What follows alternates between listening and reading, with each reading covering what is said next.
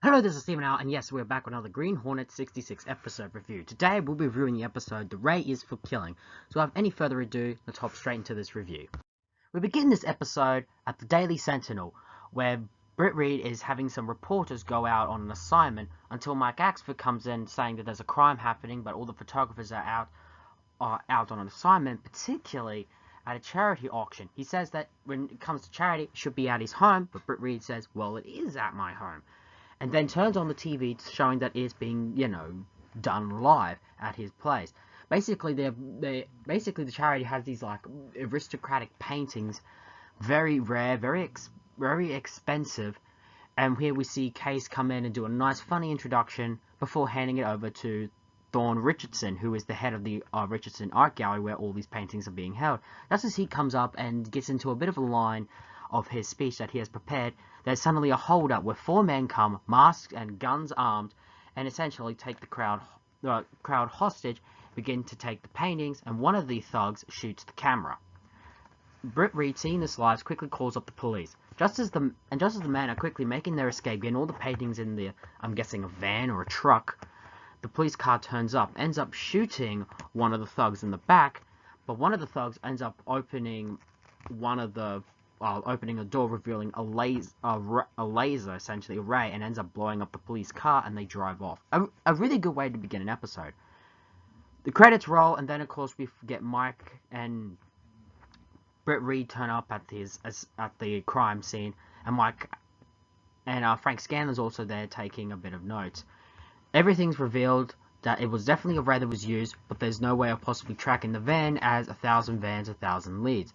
Britt Reed then gets a mysterious phone call, and it's indeed from one of the robbers from the robbery, saying that they will give the paintings back in exchange for cash. And it's what's worse, Britt Reed worse, it's revealed that Britt Reed has a bond on the thing.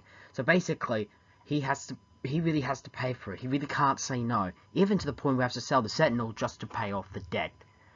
But of course, it's not going to stop Britt Reed, as we know he's the Green Hornet. So later that night, Britt Reed dresses up as the Green Hornet and Kato, back in his Kato guise, driving the Black Beauty and head to the hospital. Why? Because one of the thugs that was shot in the robbery is there, and they plan to interrogate him for information.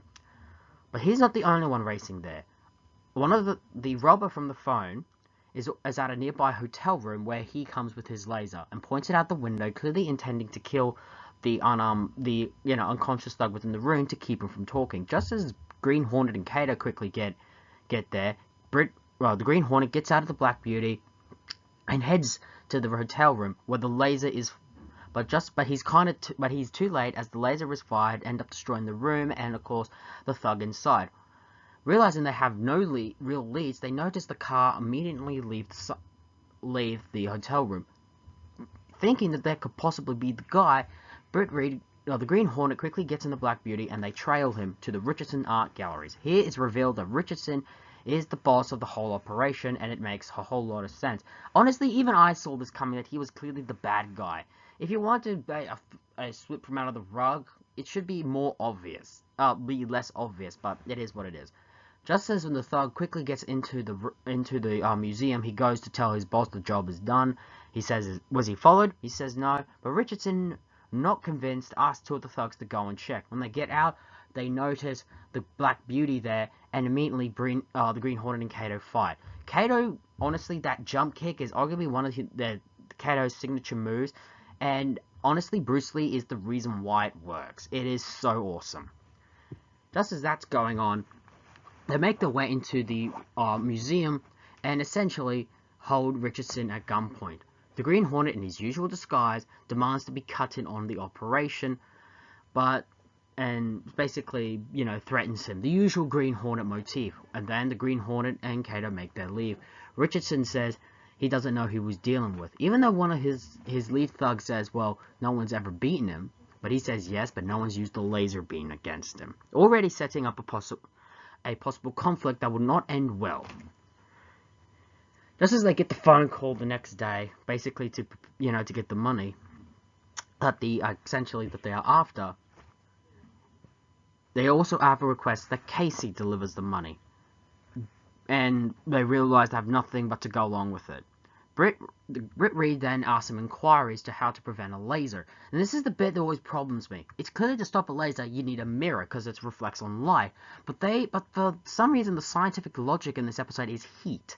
And a possible theory into stopping is to use these things that they use on the space capsule when they re-enter the Earth's atmosphere because of the heat. Frank Scanlon uses his connections to quickly get some, and Kato quickly paints some on the Black Beauty, knowing that they're going to go up against the laser. Just as that happening, Casey's also given a special homing device to, when no doubt she'll be taken, they can use that to follow her. And of course, the plan that the criminals want goes off without a hitch. But a problem is they end up stepping on a handbag which happens to have the homing device, or the tracking device in, and ends up getting a bit ruined. As a result, the Green Hornet accidentally gets a bad signal and ends up following the car. But the problem is they end up getting spotted. One of the thugs then spots and of course Holmes Richardson and the rest of his flunkies in an abandoned, I'm guessing underground, whatever you call it, and knowing that it's the Green Hornet, he says to prepare the laser for their arrival. They end up going into a tunnel with nowhere possible to duck and too dark, and essentially the thug and Casey get there along with the money. And then they prepare the laser to essentially destroy the Green Hornet. Just as they see it coming, the laser is firing at the Black Beauty, but it is managing just barely to still stay intact. He then says to turn the temperature up, and of course they are still going. They manage to quickly get their way in, get out of the Black Beauty, and disable the thugs, and rescue Casey. Richardson gets into a fight with, of course, the Green Hornet, and gets knocked out a little bit in front of the laser. He quickly gets up, but because he lost his glasses, he wears glasses, he can't see what's in front of him. So he walks into the laser and is fried. And he's essentially killed. There's no way he could have survived that. We end the episode with essentially the money recovered, the paintings recovered, but most importantly, Mike Axford having a nice little Frank Scanlon, Mike Axford moment, I should say. Mike Axford moment, and then we end the episode there. The main cast rolls this time around. Mike Axford doesn't really get that much exposure in this episode, and honestly, he really doesn't really for I think the next really few episodes. Same with Frank Scanlon. Van Williams is fine as the Green Hornet, but I really wish we could actually use more of Kato in these episodes. I feel that that's really the lackluster fault we're starting to get within the show. I love, however, Kate gets a bit of involvement to the point where she gets kidnapped and gets in the action. This is the second time, I think this is the second time, no, actually third time, sorry, she's getting involved in peril within the Green Hornet's fighting escapades, and honestly, that thing is honestly one of my favorite bits about this episode, just in general. Thornton Richardson is honestly a very bland villain, in all honesty. He's just an average, rich guy who just wants to make another rich scheme. Even his clothes, the way he looks is pretty much average. The actor playing him, Robert McQueenie, does a fine job, but he's pretty much bland and average, and honestly not really that exciting. And something I'm also starting to really notice with the Green Hornet show, the protagonist the Green Hornet goes up against we start to become a bit more bland. I knew that beginning when coming into the season, but even then, I'd hope at least they would have. Overall, I think this might be one of the most unmemorable and least fun villains of the series. And there's honestly really no redeeming quality of making this character even remotely interesting. The Raise for Killing is, for me, a very just passable episode. The problem is, the villain is not really that memorable. The story, honestly, other than the fact that they're going up against a ray, is an interesting weapon.